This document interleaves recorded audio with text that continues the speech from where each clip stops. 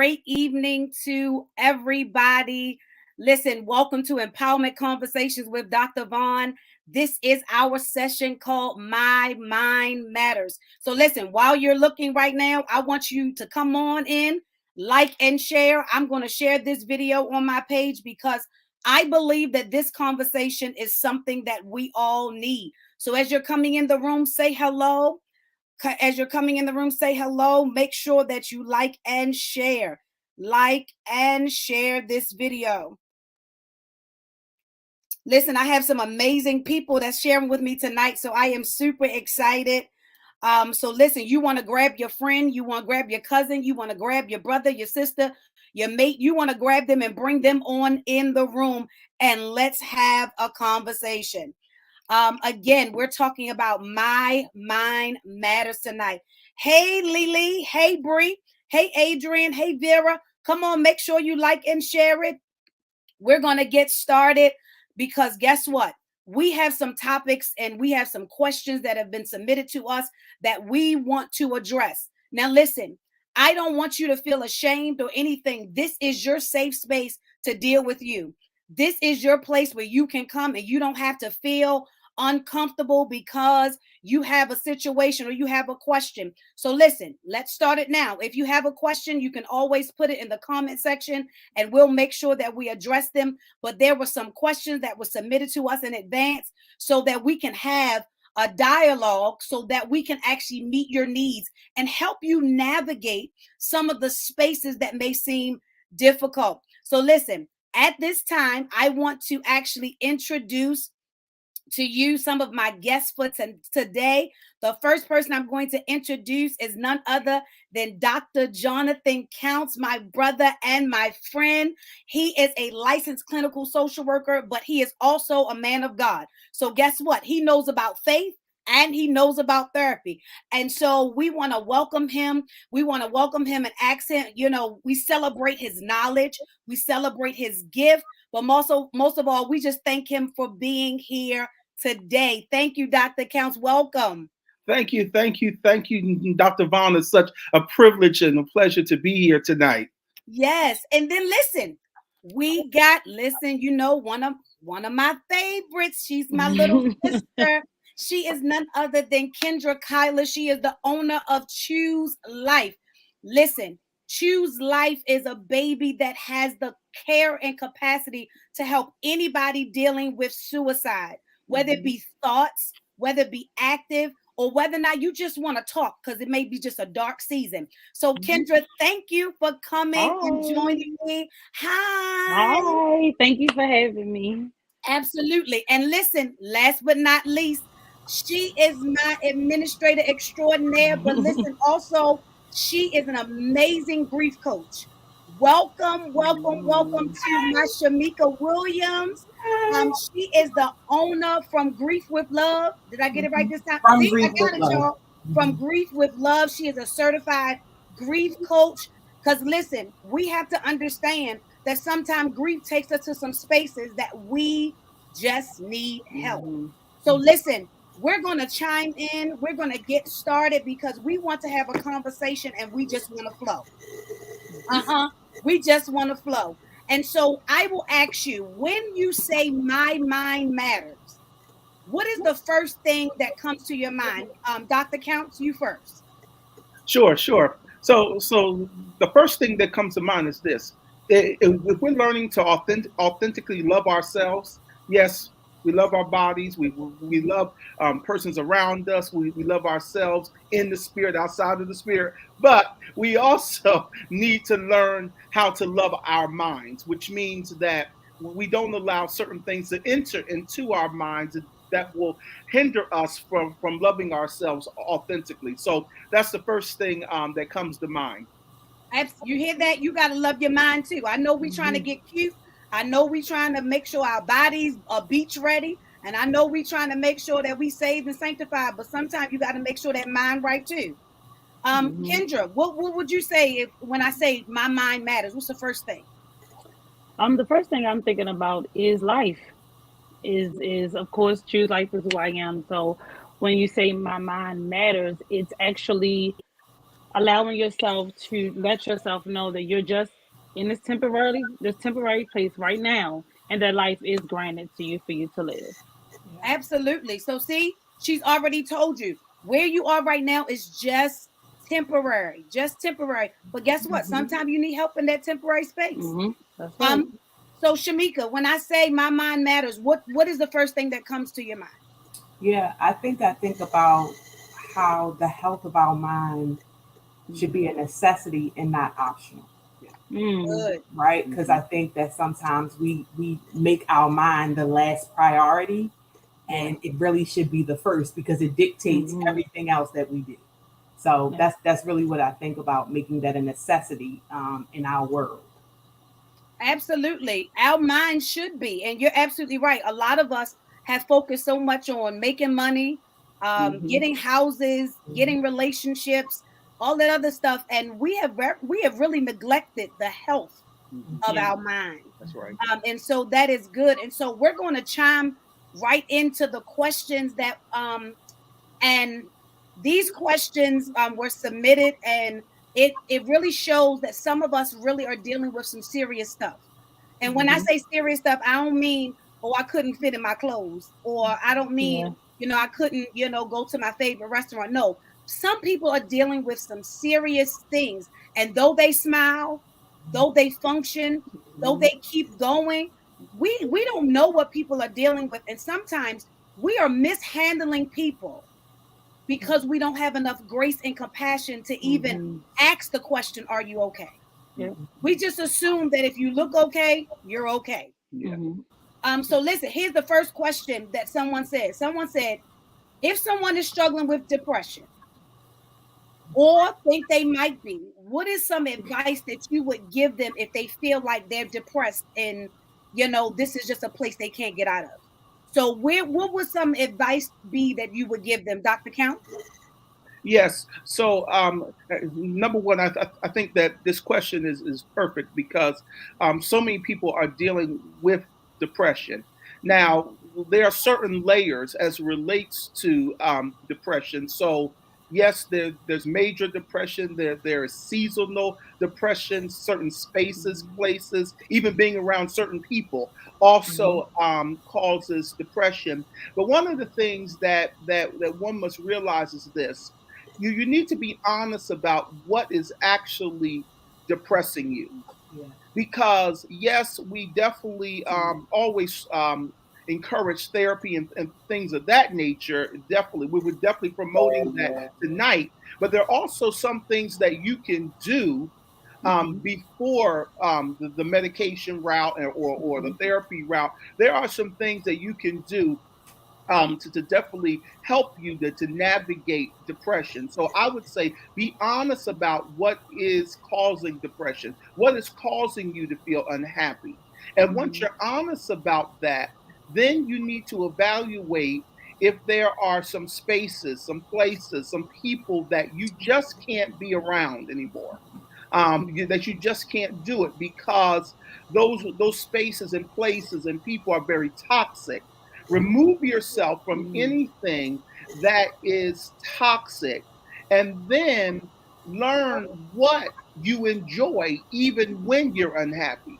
Because even when you're unhappy does not mean that things don't bring you joy. There are certain things that can bring you joy even in the midst of depression. So it is not a taboo thing. It's nothing that anyone should be scared of or say, oh my God, I'm depressed. No, it's not a bad thing, but you need to recognize and then you need to do something about it. And journaling is one of those things Mm-hmm. that I would definitely encourage. So whatever it is, whether it's seasonal, short term, long term, journaling to really write out how you feel. And you may have a trusted space. You may have Mm-hmm. persons who can confidentially keep your stuff. You can trust them to keep you, the vulnerable you, the one without the title, the one without the accolades and the affirmation and all of that. So these are some things that you can do before you even enter into a therapeutic space. But I think that if you try these things, it will definitely help you to navigate, because even though the word depression makes a lot of persons anxious, it doesn't mean that just because you are depressed that it lasts forever. No, Mm-hmm. sometimes it just is very short term, and it triggers at certain moments. Sometimes you expect it, sometimes you don't expect it, but at least you have tools, you have people, you have things that you can do to help you to navigate a dark season. Absolutely. And so as we flow in that vein, Kendra, if you're dealing with, if someone is actually been depressed so long that they now feel like it's no point of Mhm. being here anymore, and they feel like they just need help navigating that space, and they just have that mindset of it's just hopeless, Mhm. and now I'm at the point where I'm having thoughts of suicide. Because here's the reality: sometimes if you don't deal with the root, like Mhm. Dr. Count said, and you don't even face the fact that something is really hurting me or something's really bothering me, and you just keep going, some people do get to the point where they just want to end it all. So Yeah. what advice would you give that person if they're at that point where they miss the root, they misidentifying it, and now they're just in this dark spot and they don't want to be here no more? So for me, I think that what he said was very good as far as trying to figure out what exactly is going on. Even when people are dealing with suicidal thoughts, you have to be able to say what is going on, right?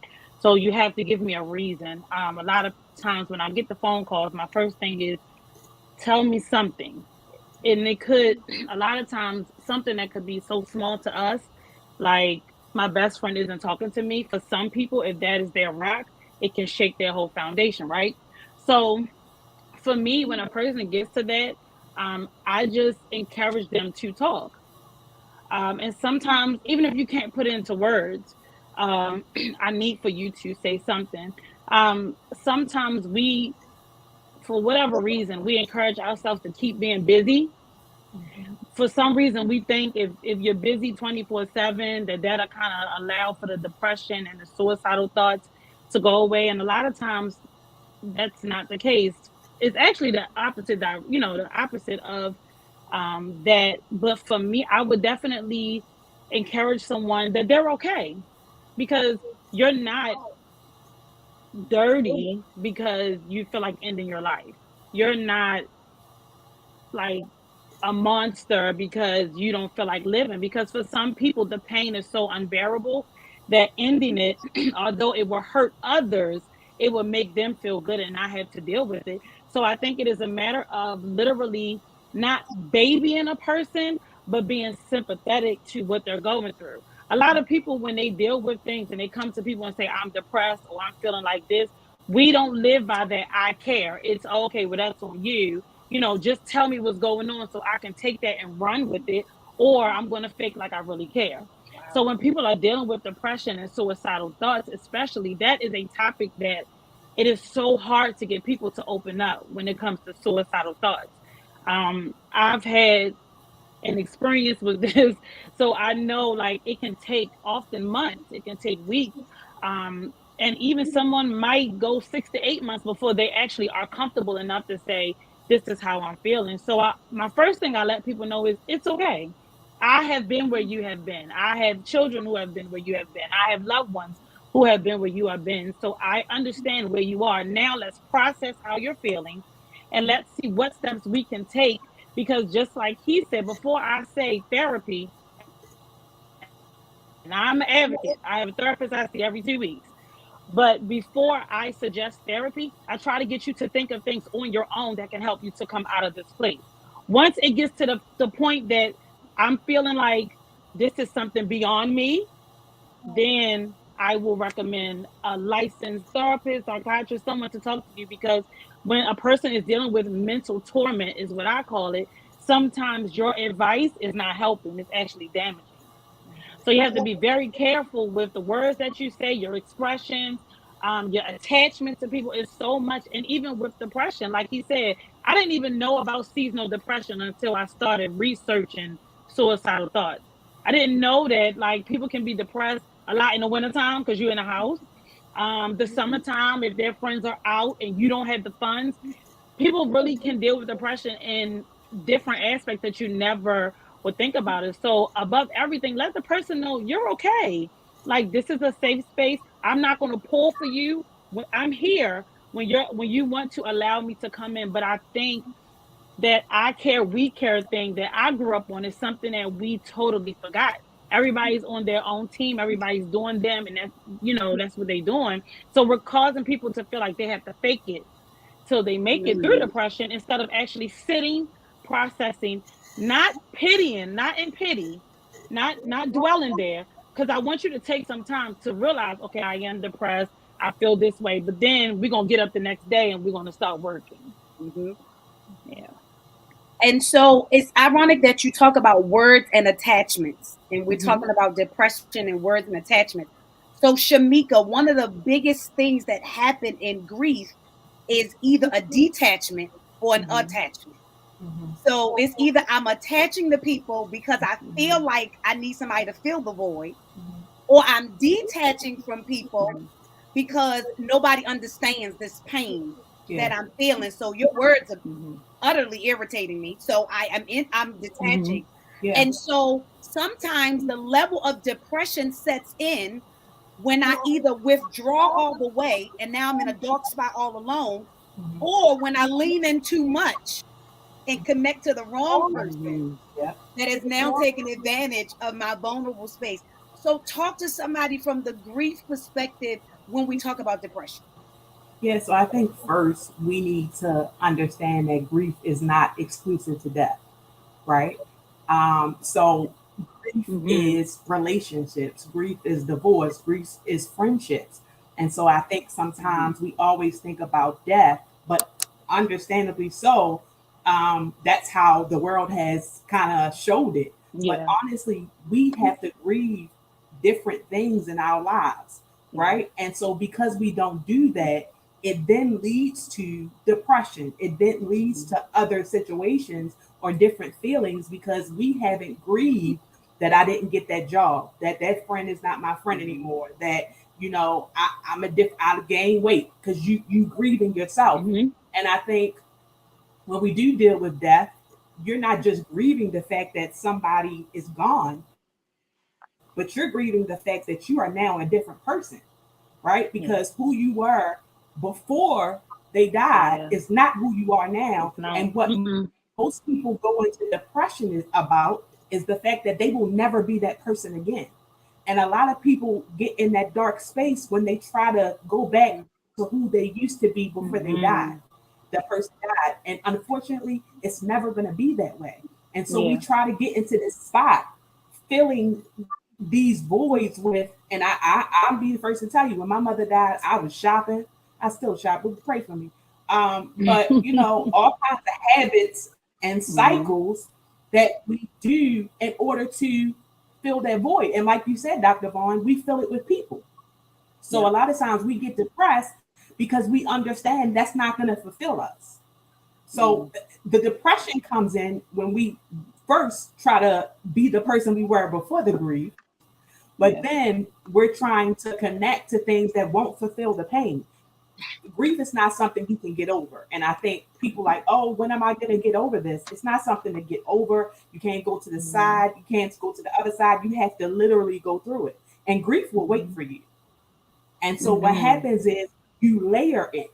That's when we talk about complicated grief and prolonged grief and layered grief, all those type of things, because people be like, oh, I don't know what's wrong with me, but they haven't dealt with a death from 1987. But now life has piled everything else. And you're wondering why, well, I dealt with those things. Why am I still like this? Because you haven't dealt with the root cause.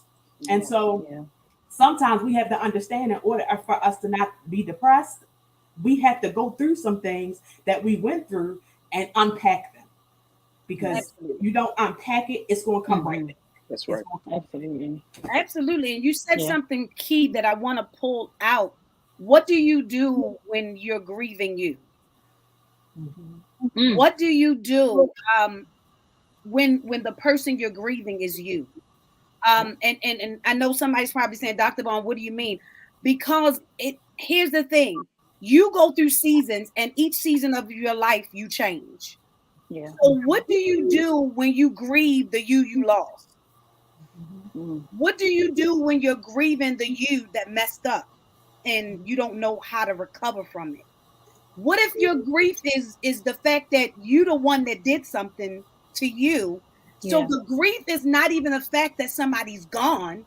The grief is the fact that you've lost the person that had the strength enough to get you to the next place. That's good. So now we're talking about I am grieving, and yes, okay, I did lose somebody, and yes, I got this. But one of the heaviest levels of grief to unpack and to actually pick apart is when I grieve me. Yep.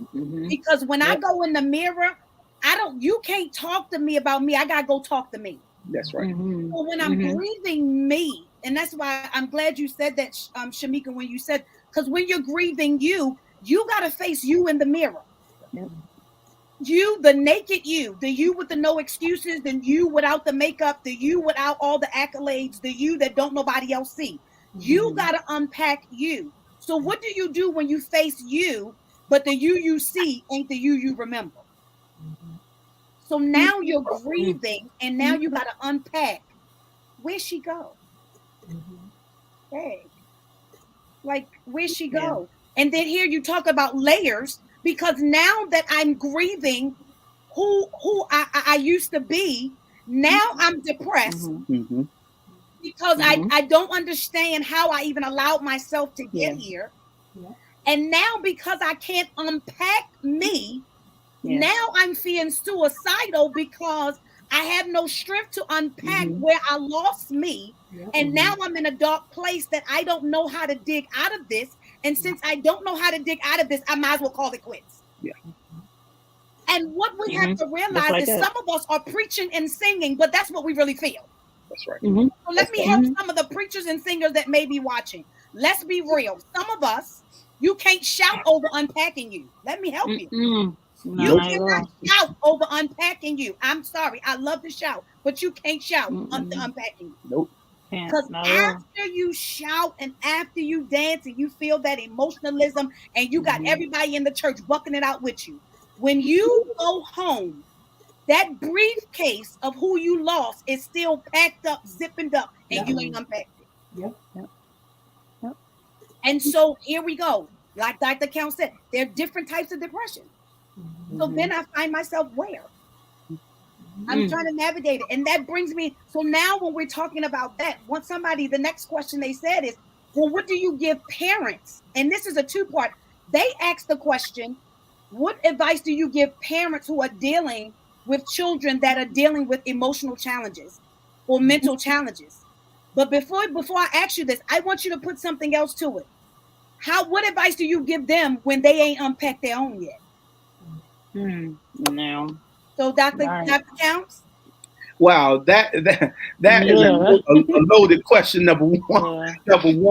But one thing about parents that I've worked with in practice is the shame and the guilt connected to their child that has emotional issues. And I just want to say this: it's not your fault. Some things are not your fault. Okay, and I think many parents take ownership for autism, even something like autism, ADHD, anxiety. Some parents really own that as something that they have done to cause their child to operate in that way. That's not the case. Now, of course, there are things that kids have seen, behaviors. And yes, things do manifest, things do pass down, all that stuff. We understand all that. But I want to definitely normalize for a parent who's watching tonight, a guardian who's watching tonight, it is not your fault. There are some things that take place that you have no control over. Things happen in school, you have no control over. Yes, you send your children to school every day.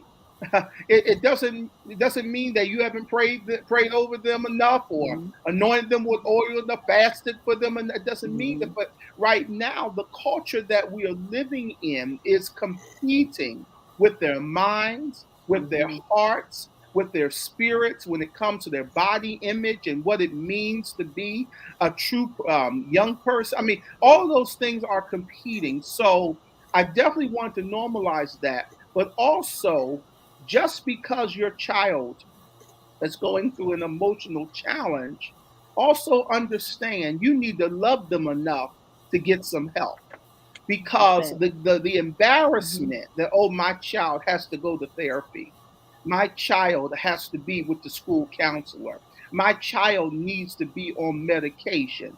Love them enough to get them the help that they need. It is more detrimental for a parent to deal with so much shame that they will not get their child the help that they need. That will really do more harm than good.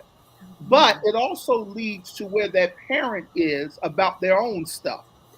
And if you haven't unpacked your stuff and you don't love your mind enough to get it together, then how can you do the same for your child? So it can work two ways. I have seen treatment happen with the child, but also the parent sought treatment, and it brought healing for the whole family. So there is a bridge. There is a bridge of healing that can take place in the whole household. But understand, it is not your fault. Some things are out of your control, but love your baby enough to get them to the place that they need to get to, so there could be healing not just for the child, but healing for the whole entire family system. Absolutely. Somebody said in the comment section, going to family counseling was the best thing for them and their son. And so we have to, that one of the reasons for this conversation is to remove the shame. We've become so shameful to get the help we need, because mental or anything that has to do with the mind or emotion has become so taboo. So we'll go get the medicine we need for the body. We'll go to the emergency room when we feel pain. We'll go to the doctors because our chest is hurting or we got a cold. But for some awkward reason, we feel shameful to go to the certified people that can help us with our mind and our emotions. And so I'm glad you said that, let's remove the shame. Let's remove the stigma. It doesn't mean that anything is wrong with you simply because you have help. Just because I got to go to the ER don't mean that I'm about to die. That's right. It just means that I got a situation I need the doctor to help me with. He going to help me with it, and then I'm going to go on. That's the same thing with our emotions and our minds. And so I'm thankful that you said, let's remove the shame. And so I'm going to tunnel through to Kendra, because when we talk about these children, a lot of these children are dealing with more suicidal thoughts than we know of. Because of what Dr. Count said, the fight between all of the stuff that's coming around them and feeding them. And so, Kendra, what advice would you give that parent who finds out, say they found a letter or they found out some messages or something that their child is really having suicidal thoughts? Yeah, so statistically, our babies are hit with suicidal thoughts above everybody. And I had the privilege to sit in a session that was it was a suicidal workshop session I was able to sit in that someone had at their job through the government in DC. And I was able to sit in and listen to a lot of things that the people were saying. And our children are hit so hard these days. So like when I was growing up, I didn't deal with half of the stuff that my children dealt with. And now that my babies are growing up, my godchildren deal with things that I'm like, why are you even worrying about that? Like, that's something y'all worry about. So for the parent, I would say, first, be sensitive. So a lot of us parent off of how we were parented, right? So if your parent was kind of stern and, was one of those parents who were very snappy, although you may grow up and say, I will never parent like that, to a certain degree you do, right? If your parent was extra clingy, then you kind of parent a little bit clingy or not affectionate at all. So I think, first of all, I believe that as a parent who dealt with both of her daughters facing this, because I had one daughter who one of her friends wrote a letter. She took the piece of paper and said, I felt this way. They sent her to John Hopkins immediately and said that she was suicidal. Put her in a room, white walls, took her shoelaces, took her shoes, she had a necklace, took all of that, and just sat her in there for 6 to 8 hours. And it's like, that made it worse, but okay. Then my youngest, high school was just becoming so much. She's my child that's not really emotional, but for her to say, I can't do this, and to text and to not answer, you literally have to be sensitive. So number one, as parents, we take the blame for everything. Oh, they're not doing good in school. It was my fault. They're not excelling this way. It was my fault. Oh, they're mean. It was my fault. They may have autism. It's something that I did. They may have a trait that I don't want them to have. It's something that I did. I want to say what he said. It's not your fault. Just like when you were growing up and your parents told you, go this way, and you said, let me just kind of go this way and then go that way. Your parents felt the same way. And as an adult, I've had to say to my mother before, this was not your fault. It was a decision I made. But as parents, we take it because they're our babies. We carry them, we raise them. So we take it and we apply it to us. So when your child is dealing with mental issues, the first thing you think about is, what have I done? Who did I have them around? Who bothered them? What school? I'm ready to tear the city down. I'm ready to do all of that, instead of saying, sit down, talk to me, and tell me what is going on. So my kids, I have one who is, oh Lord, my oldest, she's overly emotional. Okay. She's the emotional side of me. But then my baby girl is no emotion whatsoever. So I have to pay attention to the signs. I know that Kalia is going to zap out, but I know Jayla is going to be extra quiet on top of the quietness that she already is. So as parents, open up your eyes. Your child's not acting out because they being bad. It's something wrong. Your child's not listening all the time. Now, sometimes they don't listen, but probably about a good 40% of the time, something is wrong. So while you're yelling at them and cussing at them and fussing at them and screaming at them and rolling your eyes, have you taken the time to sit down with them and say, what's going on? I always ask my kids, how was your thinking today? What are you thinking about? Let's get to the root of it. Mom not having a good day. Okay. What does a good day look like? What does a bad day look like? What does how you feel look like? I'm irritated. What does irritation look like? Because sometimes as a parent, what they're irritated about, we might be like, I don't get it. But it's not your job to get. It's your job to help them to be able to be okay. So if your child is dealing with things, you have to step outside and give extra care. Hug them harder. I like hugs. So when something's wrong, I want you to hug me. If I'm a child, I'm going to hug you extra harder. I'm going to let you lay up under me. I'm going to let you, okay, what do you want to do today? I'm going to take myself away from the world and focus on my first job, which is being a parent. My kids know they calling, I'm running. And I have people in my circle, literally, if I say they not having a good day, is we pulling up. I have one sister in particular that if Kalia, my daughter, stays on campus, she was having some issues. My sister, like, I'm on my way. Are we going up there? And I'm like, hold on, not yet, not yet. Let's chill out. But you need people like that to help you to parent your children so that your kids can know that they have you. And you have to unpack yourself. I was depressed for so many years. I was unhappy for so many years, not because of anybody else, but because I couldn't get back to that person, like Dr. Vaughn said, when I felt like I was happy. Or my definition of happiness at a teenager, when I was 18, now that I'm almost 40, I wasn't really happy. My definition of love in my 20s, now that I'm almost 40, that's not what love really is, right? So I dealt with being depressed because I was trying to put all of those things together. My father wasn't active. So that, triggered a lot of stuff. And I parented being scared to let my kids go outside because my father wasn't active. So we parent off of situations in our childhood. People called you ugly. People said that you were funny looking. People laughed at you because you didn't have the latest. So now you overcompensating with your child because you want to fill the void, but you're the adult. Buying your child 12,000 pair of Jordans, and I love tennis shoes, but buying your child 12,000 pair of Jordans is not going to fill your void. That's making them Right. happy, but you're still unhappy because you're the little girl or the little boy that had to pay less tennis shoes, and your child got the Jordans. So there is a lot of unpacking, and I didn't realize this until my daughter became grown.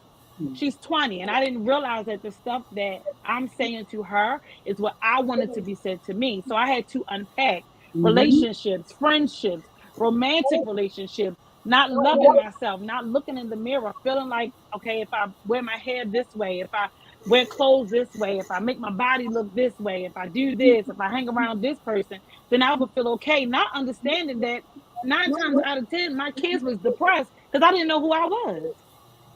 You don't know who you are. All you know is that you're a mom, you're a parent. So you have to actually take that time out to unpack. Your parents weren't active.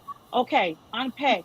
Realize what steps that, what process you had to go through with that, and make sure you don't parent that way. Okay, your parent wasn't active or they left you. Okay, so now that I'm a parent, I don't want my child to feel that way, but I also have to realize that I can't overcompensate. And I learned that in therapy. My therapist told me I'm very mushy with my kids. My youngest, like I said, she don't like that. I went to rub her hair yesterday. She like, all right, man, like it's okay. Like we can hug next week. And that's not that she was, being mean. That's just how Jayla is. Whereas Kalia, if I touch her, she's like, okay, man, like are you okay? But for me, I long to be touched by my parent. And when I say that, hugs. Like I wanted to be able to sit up under my parents, sit up under my dad, be able to have that daddy's little girl Mm-hmm. personality that my friends had that I did not have, or that TV show personality that people had with their moms that I did not have. So I parented off of the void that I didn't have filled, Right. and that actually caused more damage. So you have to unpack. If your child is acting a certain way, I tell people who come to me about their children, are you paying attention? So if your child is sleeping, if they sleep for 4 hours and they're sleeping for six, it might be something's wrong. If your child is constantly in the mirror like this, they're not just doing that because they're just being themselves. Something's wrong. If they're saying to you, Mom, can I get this kind of hairstyle, or can I get my nails? It's something wrong. If they're coming home and they're not sociable, it could be something. Talk to your kids. We spend more time talking to our friends than we do our children. We Absolutely. date our friends. We hang out with our booze. We make sure we're at, and I'm not trying to go this way, but we make sure we're at every service. When is the last time you've taken time out and said, I can't hang out with my friends? I can't go to revival. I can't go to this elders meeting. I can't go to the church. I have to be a mom. I did that for years. I ran to church, and I missed so many moments. And it took my children zapping out on me in my car on a Sunday in front of church. It took my kids to do that for Mm-hmm. me to put everything behind. Yeah. We get so committed in the relationships, in the dating phase, and I want this and I want that. When the last time you took your baby out?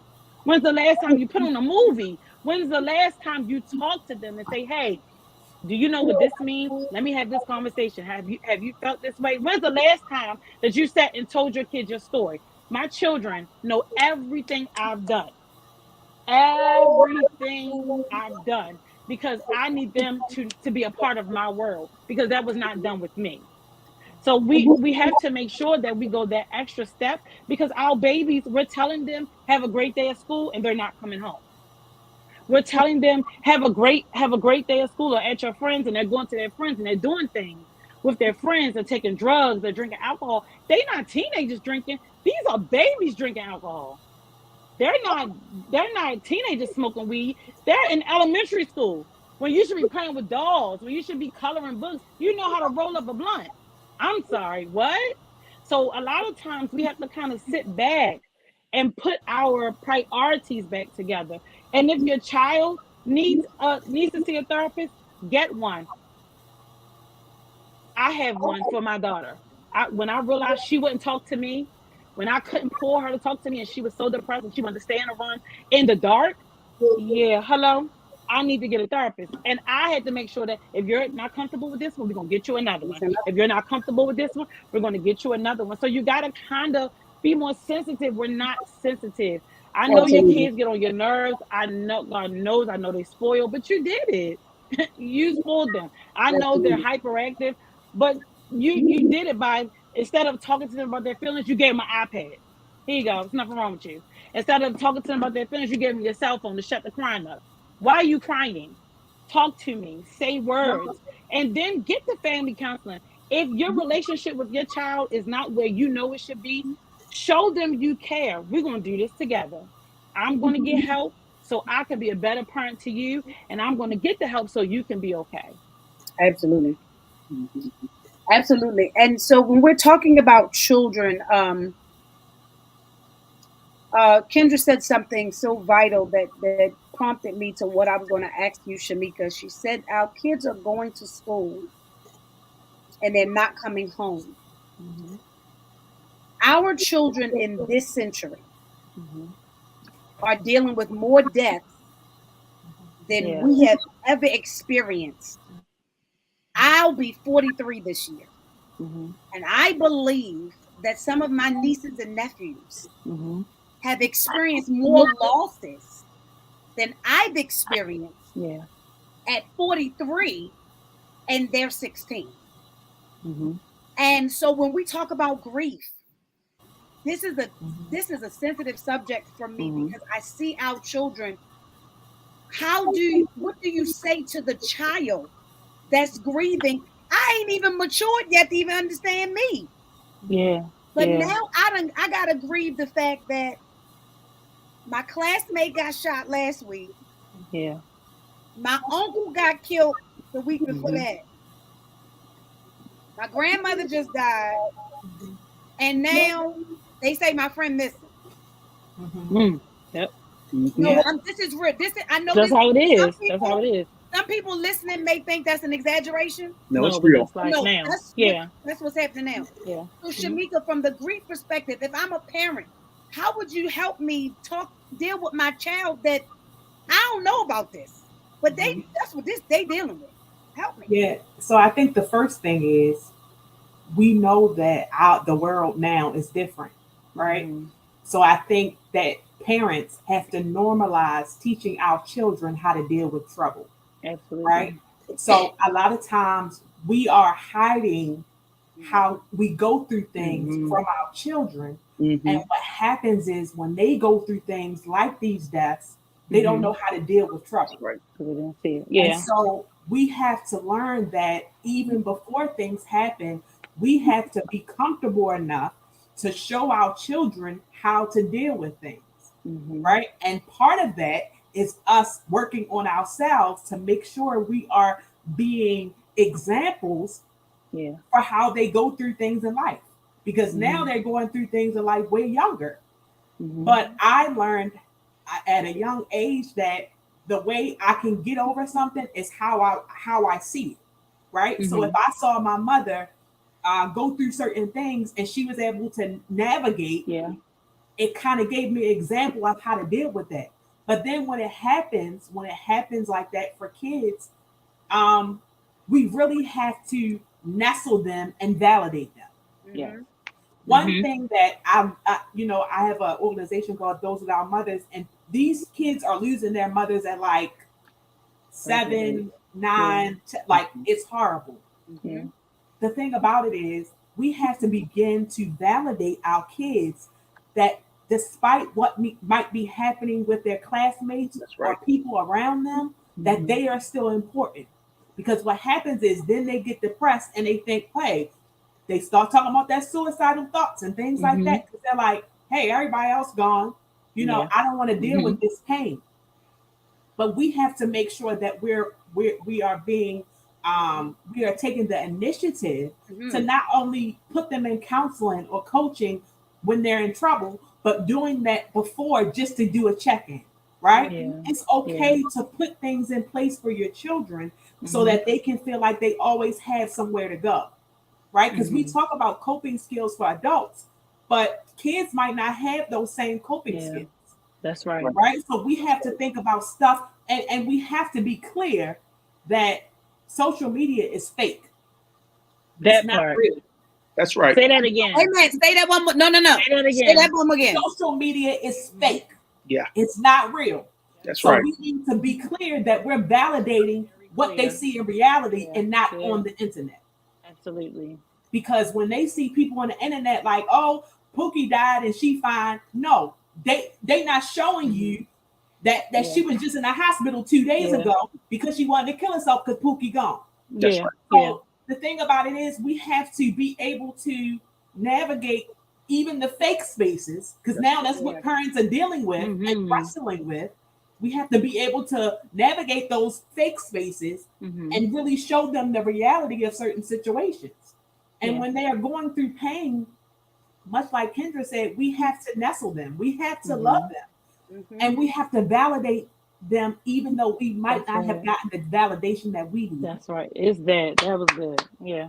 Because a lot of times we didn't get the validation that we needed, and we still not getting validation. And still not. Yeah. But we still have to validate our kids, because otherwise they're going to be looking for validation from everybody else. Everyone else. Why they on that's why they on TikTok. Because if I do this to my hair, I do this and this and this, or I act like this, I pick up a gun, I do this, guess what? They going to validate me. They going to tell me I'm gangster. Yep. Yeah. Right? So because of that, they getting validation from the wrong places when they're in pain. When you're in pain, you do the most craziest thing. Yes. And because they don't know how to articulate that audibly, they do it inside then just start doing stuff that they don't have no business doing. Yeah. So we have to recognize that we got to bring them back to reality.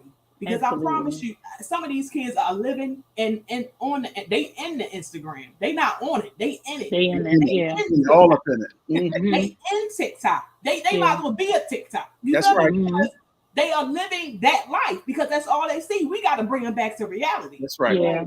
Like this is real life. So I think just navigating that space and just showing our kids how to deal with trouble. Like it's so important. And if you know at church or whatever, it's some church kids that just like, and they don't know how to do nothing. They don't know how to deal with nothing. Yep. So we telling them to pray, but in reality, what are they really going to do? They can pray, but then what do I do outside of that? Let's bring the reality. That's true. Yeah, let's pray. That's true. How am I going to deal with this pain? Absolutely. And we're not talking about it. So that's the problem. Yeah, absolutely. And so it's amazing. I love how God is just weaving this. Yeah. So the next question, literally, it's amazing because the next question talks about, yes, we understand that we have spiritual battles and everything, but what is our balance between over spiritualizing and under spiritualizing? That I've really got some mental stuff going on. And what am I saying? Because it's just like you said. We will tell somebody to pray about it. And guess what? I am an intercessor. I will pray. Everybody knows I'm up at 6 o'clock in the morning. The Kendra's know me for everybody knows. The first thing I'm going to do is pray. But here's where it is. We have to find balance. We can't over spiritualize something so much that we neglect the fact that somebody needs help. We cannot over spiritualize something so much to the fact that we leave ourselves out here to just get worse and worse. Here it is. For anybody that's listening, faith without works is dead. So I understand. I am a prayer and I call on Jesus' name probably more in a day than most people. But I also realize that when I call his name and when I pray, it's also something I got to do in this round. Yeah. See this round right here? Yeah. It's something I got to do in this round.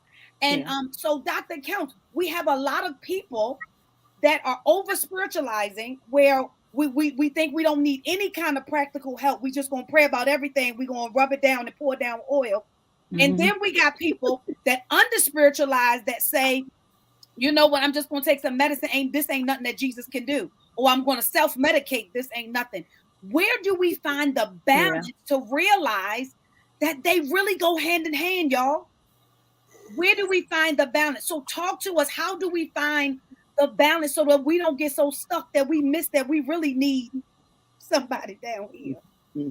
I mean, Jesus said, but Jesus anointed you to be an LCSW. Yeah. Yeah. Yeah. So tell them, how do we get that balance?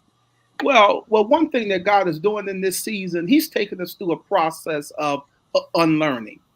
And, you Mm-hmm. know, a lot of the things that we've experienced in the church and a lot of things that we have taken as doctrine and things of that nature, it's not biblical. And it's Mm-hmm. toxic theology, toxic Mm-hmm. ideology, very Mm-hmm. oppressive.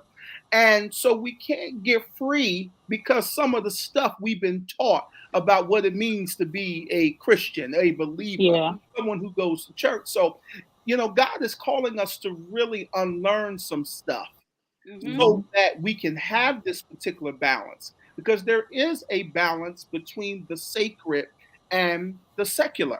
There is a balance. There is a healthy Mm-hmm. balance. God is all about the balance. You know, He Yeah. is all about the balance. And I think that, yes, spirituality, you know, having a relationship with God, the spiritual discipline, spiritual warfare, tarrying, travailing, all of that is definitely needed in the life of a believer. But as Yeah. Dr. Brown already said, God has also anointed the therapist. God has also anointed Mm-hmm. the psychiatrist. There are Mm-hmm. many helping professionals out here who are Holy Ghost filled, tongue Mm-hmm. talking, will prophesy, will lay hands, Mm-hmm. all of that. Mm-hmm. Happen in a therapeutic space, but wisdom, this wisdom, the Holy Spirit gives us wisdom. The Holy Absolutely. Spirit gives us knowledge and revelation, and we need to know, as relates to this, as relates to this balance, what is Mm-hmm. needed in that particular season. The Lord gives us that. So if God says, you know what, you need to go and find a therapist, Yeah. okay, follow the Spirit. But Yeah. it's the same Spirit that will also lead you to pray. Mm-hmm. So the Spirit of God is not a confusing spirit. The Spirit of Yeah. God releases order. So Mm-hmm. that means whatever God needs to order your life in that season, He's going to Mm-hmm. release you to do that.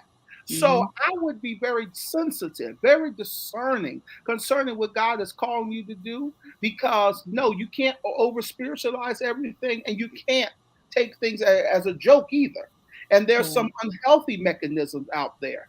But I Mm-hmm. would lean and depend on the Spirit. This is not a cliche. This is truth. This is Mm-hmm. reality. The same Spirit that leads you in so many different ways also leads you to take care of your mind. So pull on the Holy Absolutely. Ghost. Come on, pull on the Holy Ghost. Yeah. Full on. Pull on it, Mm-hmm. because I tell you, the Holy Ghost will Mm-hmm. never lead Yes. you wrong. Never. Never. And you know, I was at an event, and someone literally made the comment about what is the point if we're talking, why if we're to keep trying to, we're in the church and we keep trying to lead people to therapists and not to God. And you know, one of the things that I had to say to her, I had to bring the reality. I said, when I was sick in 2018, Mm-hmm. I said I prayed and I went to the doctor. I prayed Yeah. and I went to the doctor. I prayed as I was going to the doctor. I Yeah. prayed when I went to the doctor and they was checking me out. I prayed. If I have an asthma attack and the medicine at home ain't working, I'm Mm-hmm. praying when I'm on my way to the ER so they can give me that shot that I know gonna open my lungs up. Yeah. I'm praying as I'm going.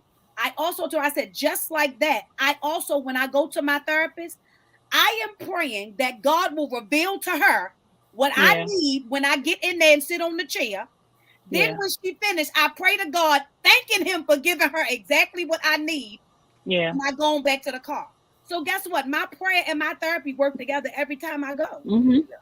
Every time I go. And so I move into it with Kendra, even with when we're talking about suicide. We have literally condemned people. I know I'm about to get sensitive with some of y'all. That's We all have right. literally condemned people because they express one fact that Mm-hmm. they feel like ain't no point of being here. Yeah. Now we want to say they ain't spiritual. Now we want to say they ain't saved. Now we Yeah. want to say they ain't a man of God. They not a woman of God. They not Yeah. anointed. They all this other stuff. But here's the dynamic, and I want you to help me out. When we're talking even about suicide, when we're talking about finding that balance, I can't Mm-hmm. condemn you because you had a thought. Let That's me right. help somebody out here, That's because right. some of y'all done had some That's thoughts right. about some That's other right. things that is in the Bible too. That's Okay, right. let me talk to all of y'all. Some of y'all that had some thoughts about some other stuff that was in the Bible. Yeah. So we got to get this. Come on, we're going to free the people today. So, Kendra, Yeah. how do we find that balance of when we're talking to somebody that comes and trusts us? They trust us enough to say, I'm having this thought. How do I find balance to deal with them? Well, this is always a tug of war when it comes to choose life. Because I am churchy to the bone. I'm I'm I'm churchy to the bone, like pass out, Bible reading, prayer, praising to the bone, right? But when God gave me choose life, I did not want it to be a church ministry. And here's why. Because we throw prayer, we throw revivals, we throw all night prayers, we throw convocations, and it's nothing. Please hear me, everyone, because every time I say this, someone is offended, but I don't really care because this is what we do to our people. This is what we do to us. We throw services, we throw ministries, we throw new pastors, we throw fasting, praying, we throw all of that down, right? We throw that on the people. And after they have done everything that you said, now they worse off because you made it look like God was a genie and that he worked like this, right? So when Choose Life was given to me the very first time, it was definitely all Jesus, right? And I'm an elder. I'm all Jesus. I'm all that. But when it comes to the matters of the mind, I kind of shift a little bit because throwing that approach on a person actually will shut them down. So if you come to me and you say, Kendra, I got these pills here, I'm going to take them. My very first thing is not going to be, oh, Matthew 7 and 9 says, or the Bible. I'm not even going that direction. I'm going to try to calm you down first, not to take the pills. I don't want you to take the pills. Let's just take a moment and breathe. Because if I throw the Bible at you, if that's the first thing I throw at you, you're going to be like, you're not even listening. And that's the thing. Sometimes we think that throwing church on people is the best thing. No, it's not. Not all the time. You're going to throw something on me where half of the church world needs to be in the seat with me. I'm not doing no. I need to keep you alive first. Let me persuade you to live. I had a person years ago who literally was on a bridge, literally on a bridge, and they're a church, okay? I didn't bring God up at all in the beginning. I need you to come down off the bridge. I need you to stay on the phone with me. I need you to get in the car, and I'm going to sit on the phone while we go to your mom or whatever destination you're going to go to that's going to help you live in. Once I get you to where you're alive, then I'm going to bring everything in. If you do it backwards, they're not going to want to hear that. And I think sometimes we have to understand that. Just like when we're going through something, if you're in church, like Dr. Vaughn said, and the spirit is, ooh, and everybody is praising God with you, and you linking up, when you get in that car and that cell phone ring and reality hits, all of that you just did was in your mind, you thinking for what? Okay, you want me to sit at the altar. All right, we're gonna pray. But I also want you to live too. So a lot of times for me, choose life and talking about suicide is always a hard thing because the first thing people say from the church is you're going to hell. Well, wait a minute. Let's not even let's not even talk about where they're going if they die. I need to keep them here. Ministry is keeping them here. You're worrying about where they going if they take them that drug, if they drink, if they slit their throat. You're worrying about they get where you're going to hell. Oh, okay. So not only did you just encourage me to kill myself, now I feel bad. So now I feel like God don't love me, and now I feel like I'm going to go to hell because I couldn't balance my emotions, or I couldn't balance my thoughts, or the pain from grief, or the pain from parenthood, or whatever is taking me out. Now I feel bad because you condemning me to hell. Make it make sense. Yeah. The Yeah. same grace that you want when Yeah. you're dealing with things is the same grace you have to give to other people. So I think that we have overly spiritual because Yeah. believe it or not, when people are at that moment, they are more open to pray. Yeah. It's how you word it. It's not, it's not all of that. It's not, we going in, no, it's, hey, can I pray with you? So God, I need you to give them some relief. Even if you don't take them complete, I'm very cautious with my words because I learned in training, I've learned in having phone calls and dealing with people and literally not know, I feel like I'm great. I'm talking about put that down. Where are you? Call the police. Okay, I'm gonna stay on the phone with you. Let me call 911 on another phone. Let me look on your social media. I don't know you. Let me look on your social media and find someone that you taking a picture with, that you calling your mother or your sister or your brother. Let me get one of my team members that's a part of Choose Life to call them. Let me call. That is what I do. So I am not against anything. I am an elder. I am ordained. I'm not against any of that. But when someone comes to me and says, I'm ending it, I'm not going straight to church. Now, because of who I am, it's going to come out at my events. And Dr. Vaughn has been at my events. It always ends up there. But in the beginning, I'm always like, let's just, because of who we are, it's just going to come out. But I don't try to throw it. Yeah. Because that's not the first thing. If a child comes to you and says, I learned in Sunday school that God loves me, but I don't like the life that he gave to me. I can't throw the Bible at him, at the child. I need to ask the child, let's sit down and talk first and then talk about the love of God in between the sentences. If someone's grieving, when my grandmother passed, I didn't want to hear it as well. It was not well. It was not well with me.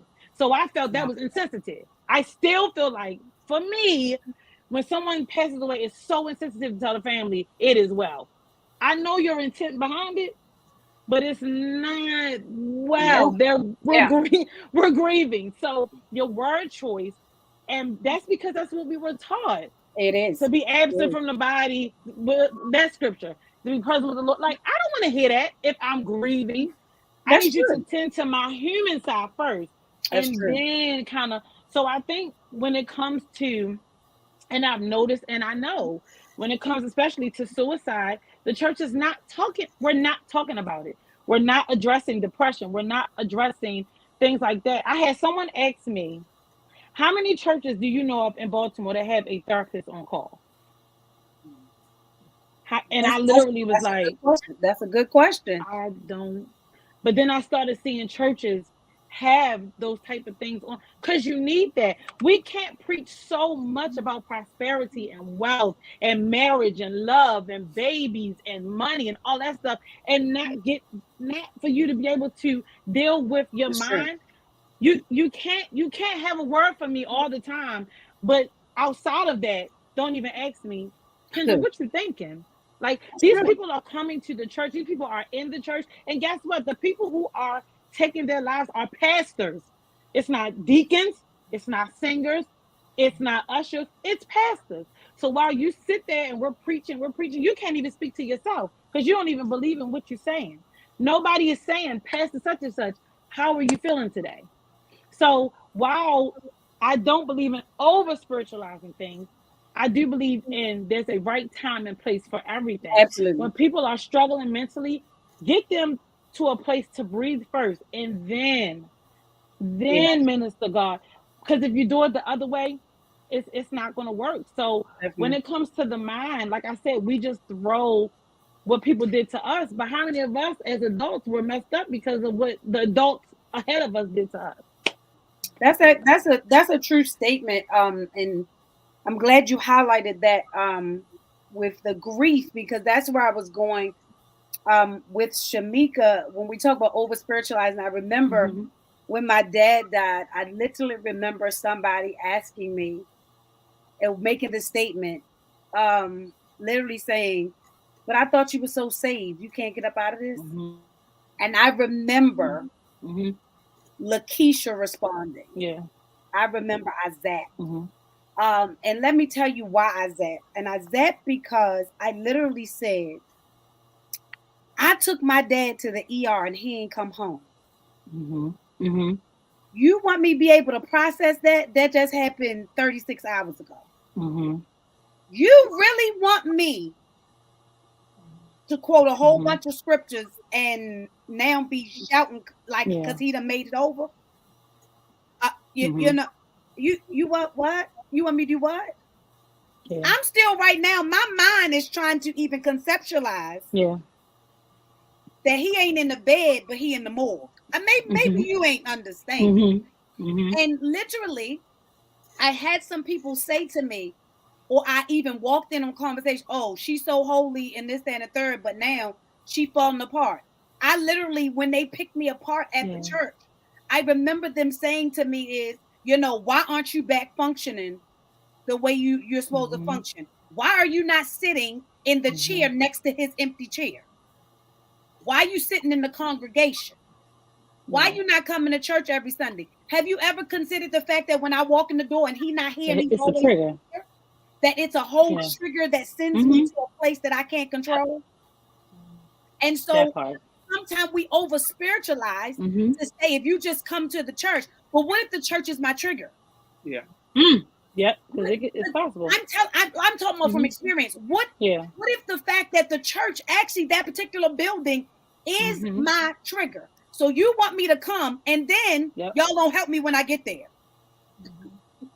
Because I've been always the one helping. So now you think that I should be so spiritual enough to pull myself out.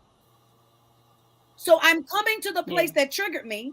You're over spiritualizing because you just tell me come to the altar, get myself together, sing my way through, praise is what I do. It is what I do. It is what I'm going through. It is what I do. Yeah. But at this very moment, I can't even muster up. I don't have it. Yeah. I'm trying. Trust me. I want to shout, but my legs is like, we ain't feeling it. I want to sing and I can't get the words together. So Shameka, when we talk about over spiritualizing and grief, before we end this, I want you, what would you tell, how do you balance that so that we ain't throwing over spiritualization so that we can deal with our grief appropriately? Wait a minute, your word, healthy. Yeah. So I think that, first of all, whoever said that, tell me who it was. But anyway. Just like that. The two of y'all here. Okay, I'm sorry. Sorry. I gotta go back to professional. So, because that was not healthy. But honestly, I feel like and I'm speaking from a personal place as well, because I'm a suicide survivor.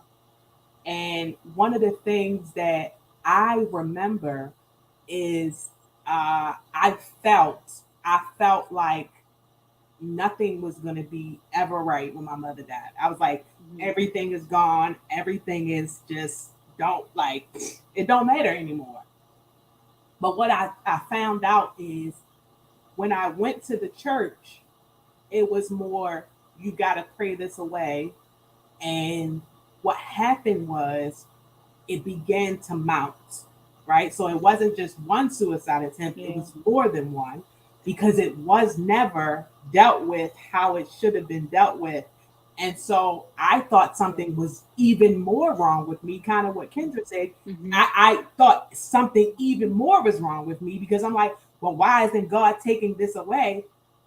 But my thing is, if you know that you trust God, then why not put them in the hands of people who are certified to do these things? But I think in grief, what happens is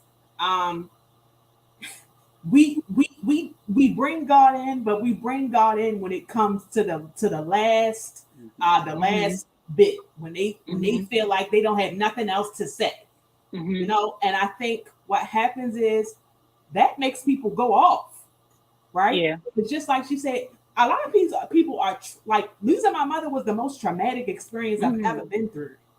And so when we don't respond like it's a trauma, we're responding like it's a regular activity in the day.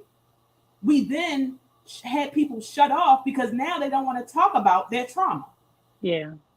And if it's one thing we know about trauma, it's that it builds and it gets worse. Yeah. And so the entire life will now be based off of your trauma. Yeah. And so I feel like when we have experiences like you want to commit suicide or somebody died or any of those things, why is the church not nestling us and comforting us instead of bashing us? Yes. Right. And so I think even talking to people that I know in the church, I understand that not only is it a stigma, but it literally is nasty to some people. Like when you talk about it. Yeah. And I think that some people don't. We tell people to come into the church to get not just saved, but to get healthy spiritually. But then when they go outside, they come back out nasty. So they come out worse than they was. And I think with grief, like you really have to navigate how you heal. Yes. Because we say we go to the church to heal, but then it's like, okay, well, you kind of gotta pray this over and kind of get over it. And so I think that I know for a fact that when I wanted to commit suicide, the devil was all in my mind. So in that, I know that I needed that prayer and stuff like that. But I also know that I also needed somebody to, when I got out of that, to bring me back so it wouldn't happen again. Yeah. That's right. And I think that's the balance. Right? That's it. But some people, it might be vice versa, right? Some people might need the church first, and you know, you don't know, but we got to stop treating people like they're the same. That's right. That's right. That's right. Like it's supposed to be the same approach to everybody when everybody is different. That's right. And that's the problem. We keep, oh, well, they grieve this way. Just like I say, grief hits in all different types. Listen, I've gone through stage 1 of grief 55 times. That's right. And that's okay. But when we make people feel like they got to get through a process and be insensitive to them, it's going to lead them to just be like, you know what, forget it. Absolutely. I might as well just join my loved one. Might as well go ahead. That's true. And so it's a hard balance, but we have to understand that it's not, just like he said before, it's really not up to us. We really need to start listening to the spirit and asking him what they need from us instead of going in our own. You know how we do. Well, I know what you need. No, you don't. No, you don't. You don't even know what you need, sweetie. That's right. No, you don't. You know what you need. Because I tell you, they didn't know what I needed, and I was like, "Oh, this is not good. This is not good." Right. So honestly, we got to stop treating people. You know, you don't know where somebody's faith level is, so you can't treat them like your faith level might operate. That's right. So that's true. So listen, I told you guys this was going to be an amazing dialogue, and I actually told them before we went on there, y'all, we have literally 5 more questions. Clearly, I already knew. So they have already consented that we're going to do My Mind Matters Part 2. Because listen, this is a topic we need to discuss. Because no matter whether or not you're 15, 30, 70, we are all navigating various things in our lives. And like Shameka said, it's not a one fix for all. Everybody is different. Everybody handles things differently.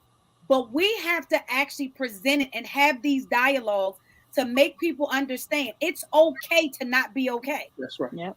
It is okay to seek some wisdom and help from a therapist, from a counselor, from a psychiatrist if you need to. Like those spaces, we need to make people understand it's okay. It doesn't mean that anything's wrong with you. It doesn't mean that you're defective. It doesn't mean that you're not a good person.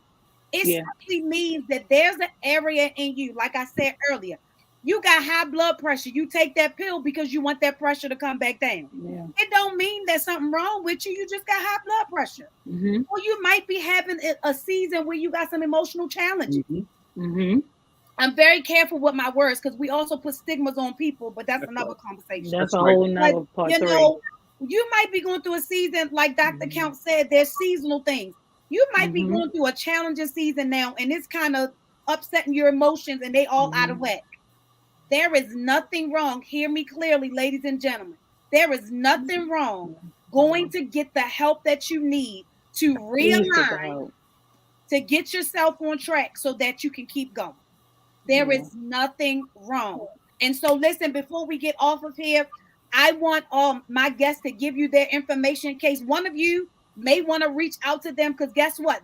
All 3 of them are safe spaces.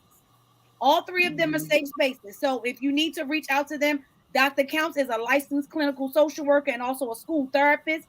Kendra is a suicide prevention coach and an advocate. Shameka is a grief counselor and she's an advocate. So listen, I want them to give you their information. And if you're not already connected to them, connect to them. They'll answer your questions. Trust me. They're very reachable and they're very approachable. So Dr. Counts, give them your information. Yes, yes, yes. I think that this was amazing. So thank you so much, Dr. Vaughn. Thank you so much. To connect with me, I'm always on Facebook. So you could definitely hit me up, inbox me on Facebook. So my Facebook is just Jonathan Counts. Hit me up. Very accessible there. That's the easiest way to catch up with me, and then I would of course expand that if it's needed. So definitely just hit me up on Facebook. I'll be there for you, and I'll love to connect with you. Absolutely. Kendra, can you give them your information as well? Yeah, so I do think this was very good. We of course gonna need part two, Yeah. because this and is I'm glad that you decided to do this. More people need to keep the conversation going, so that it doesn't stop. But I am on Facebook, Kendra Kyler. That is my personal Facebook page. We also have a Choose Life page. It's ChooselyFE, because there's another Choose Life, the regular way you spell life. And we are on Instagram. I have an amazing team. So if you reach out to us, one of us is going to respond. I am available. Literally, I'm always on social media. My phone is always in my hand.